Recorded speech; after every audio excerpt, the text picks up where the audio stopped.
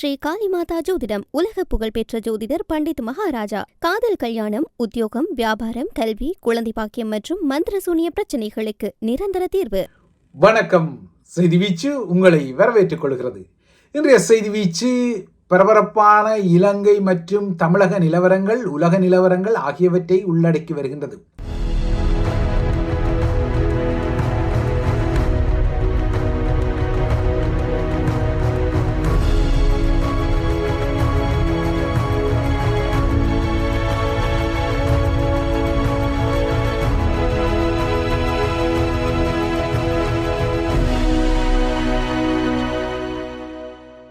பாதாள உலக குழுக்களின் சாம்ராஜ்யம், போதை மாபியாக்களின் பிடி என ஏற்கனவே கடுமையாக அல்லாடிக்கொள்ளும் இலங்கை தீவு இப்போது இணையவழி மோசடி மாபியாக்களின் புதிய சொர்க்கபுரியாக மாறிவிட்ட கசப்பான யதார்த்தம் தெரிகின்றது.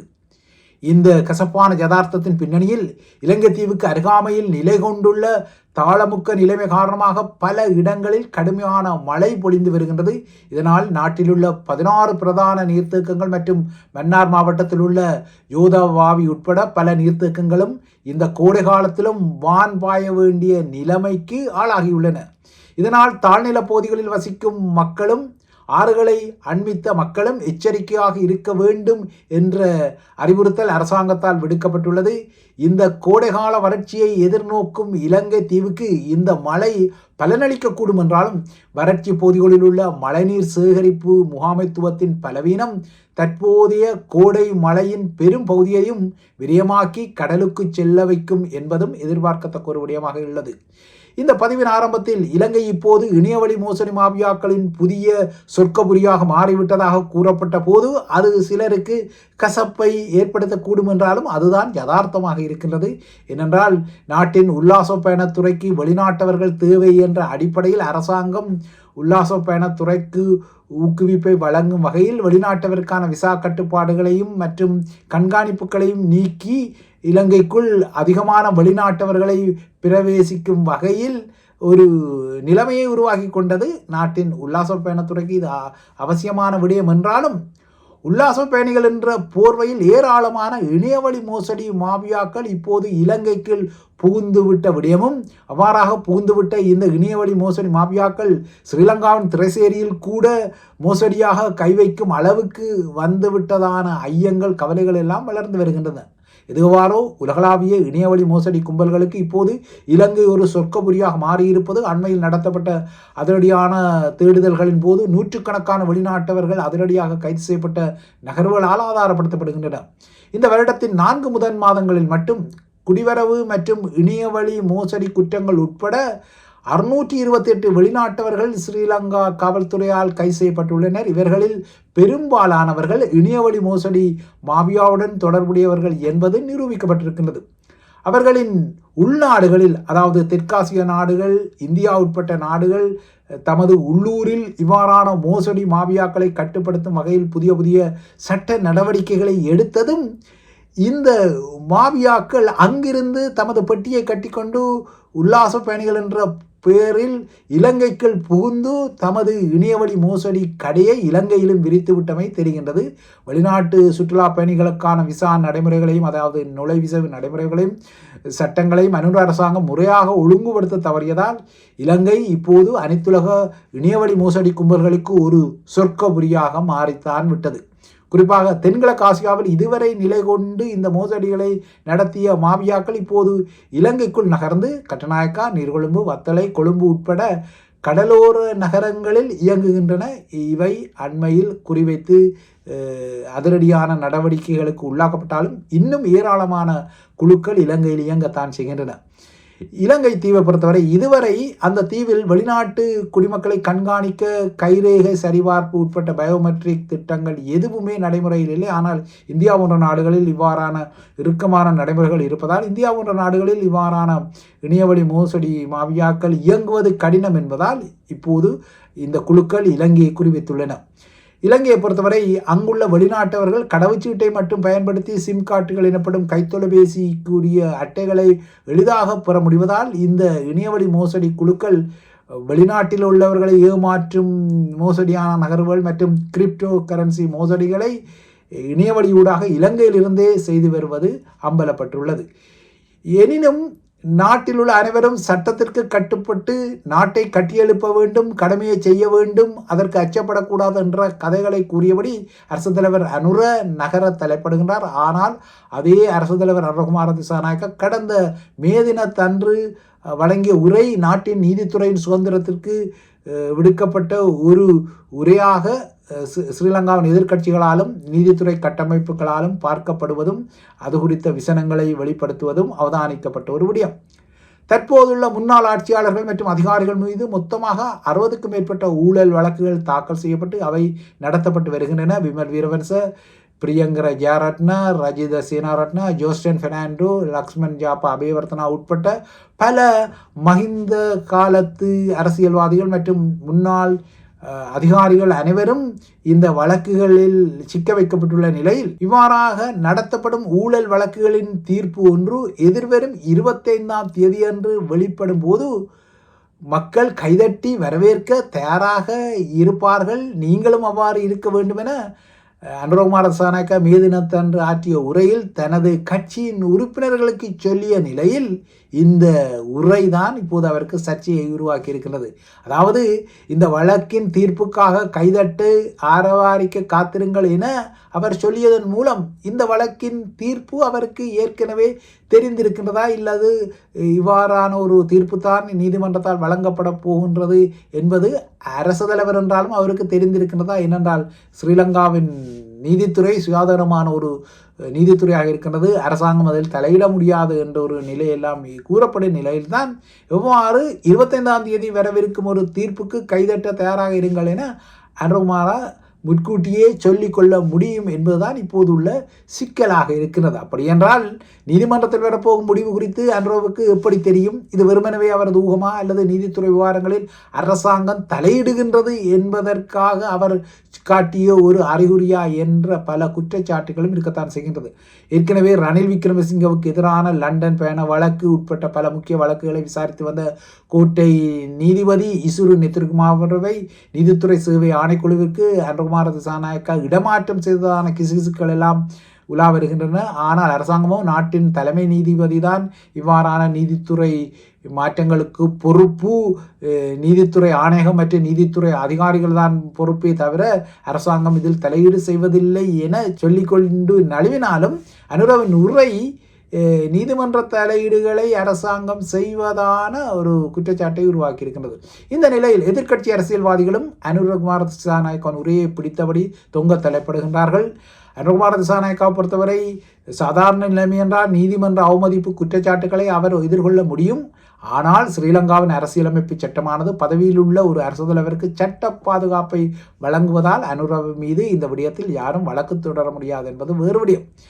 இலங்கையின் அரசியல் இவ்வாறு இருக்க அக்கறையில் தமிழக முதலமைச்சராக பதவியேற்ற விஜய்க்கு அனுரகுமார திசாநாயக்கா தெரிவித்த வாழ்த்தும் அதற்கு முதலமைச்சர் விஜய் வழங்கிய நன்றியும் ஒரு அரசியல் நாகரிகத்தை வெளிப்படுத்துவதான கருத்துக்கள் ஒருபுறம் இருந்தாலும் ஸ்ரீலங்காவில் தடுத்து வைக்கப்பட்டுள்ள 54 தமிழக கடற்தொழிலாளர்களையும் அவர்களது மீன்பிடி கலங்களையும் விடுவிக்க இந்திய வெளியுறவு அமைச்சர் ஜெய்சங்கர் உடனடியாக ராஜதந்திர நடவடிக்கை எடுக்க வேண்டும் என முதலமைச்சர் விஜய் நேற்று மத்திய அரசுக்கு எழுதிய கடிதம் மீண்டும் அக்கறை இக்கரை கடலாடிகளின் பிரச்சனையை மத்திய மாநில அரசுகளுக்கு இடையிலான ஒரு பிரச்சனையாக மாற்றுவதற்கு முதலமைச்சர் விஜயின் புதிய அரசியலும் சுழி போட்டிருப்பது தெரிகின்றது.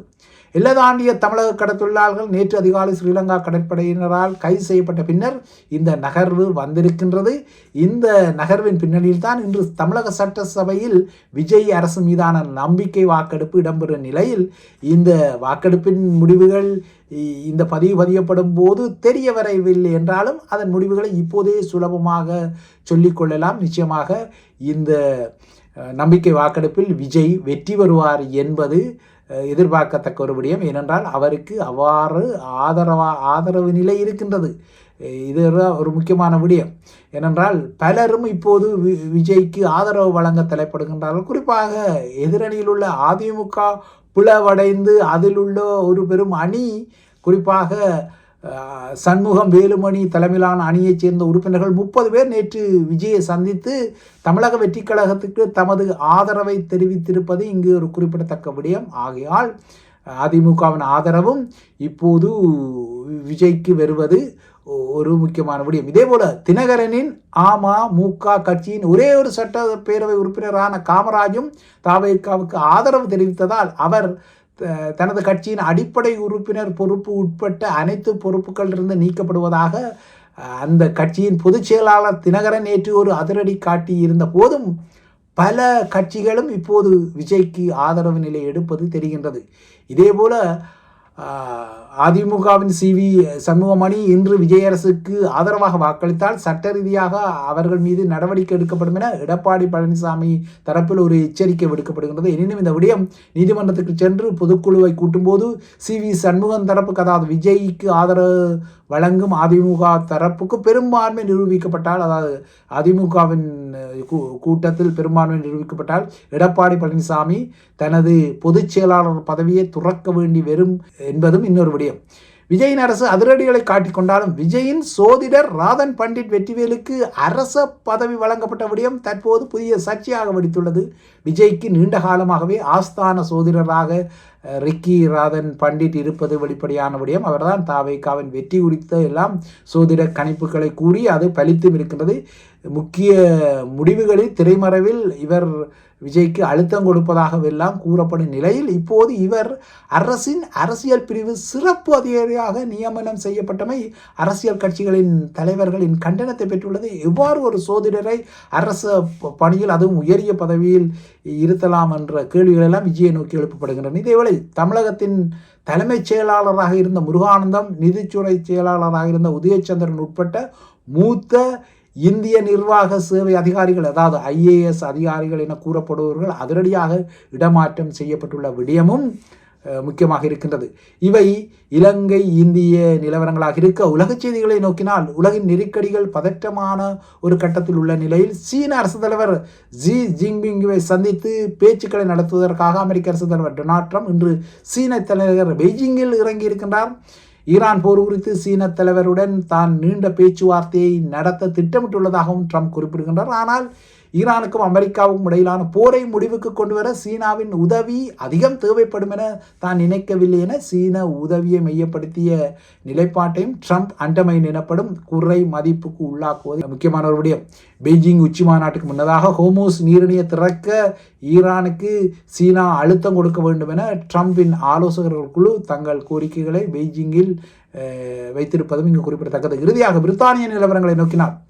பிரதமர் சர் கேர் ஸ்டாமருக்கு இன்று டூம்ஸ்டே எனப்படும் அரசியல் பேரழிவு நாளாக மாறுவதற்கான அறிகுறிகள் எல்லாம் தெரிகின்றன. கடந்த வாரம் நடந்த உள்ளூராட்சி தேர்தலில் ஆளும் தொழிற்கட்சி கடும் தோல்வியை சந்தித்ததால் எதிர்பார்க்கப்பட்டது போலவே பிரதமர் ஸ்டாமருக்கு எதிரான உட்கட்சி போராட்டங்கள் வெடித்துள்ளன. அவரது அமைச்சரவையிலிருந்து நேற்று வரை 4 அமைச்சர்கள் விலகிய நிலையில் 80க்கும் மேற்பட்ட தொழிற்கட்சியின் நாடாளுமன்ற உறுப்பினர்கள் இப்போது ஸ்டாமர் பதவி விலக வேண்டும் என வலியுறுத்துவதாக தெரிகின்றது. இது உண்மையில் ஸ்டாமருக்கு ஒரு வகையில் டூம்ஸ்டே நிலைமைதான். இது பிரதமரின் எதிர்காலம் குறித்த ஒரு தீவிரமான பிளவுகளை வெளிப்படுத்தி இருக்கும் நிலையில் தனக்கு பதிலாக தலைமை பதவிக்கு போட்டியிடுவதாக கருதப்படும் சுகாதாரத்துறை அமைச்சர் வெஸ்ட் ஸ்ட்ரீட்டிங்கை இன்று காலை அவர் சந்திக்கின்றார். பிரதமர் பொறுப்பில் தொடரப்போவதாக நேற்று கேர் ஸ்டாமர் குறிப்பிட்டாலும் கட்சியில் அவருக்கு வளர்ந்து வரும் எதிர்ப்பு அவருக்கு ஒரு சவாலான நிலைமையை உருவாக்கியுள்ளது. அதுவும் இன்று அரசாங்கத்தின் கொள்கை பிரகடன உரை மன்னர் சார்ல்ஸால் நாடாளுமன்றத்தில் வழங்கப்பட உள்ள நிலையில் பிரதமர் ஸ்டாமர் பெரும் பதவி நெருக்கடியை எதிர்நோக்குவது குறிப்பிடத்தக்கது. இவைதான் IBC தமிழின் செய்தி வீச்சு. தொடர்ந்து IBC தமிழுடன் இணைந்திருங்கள்.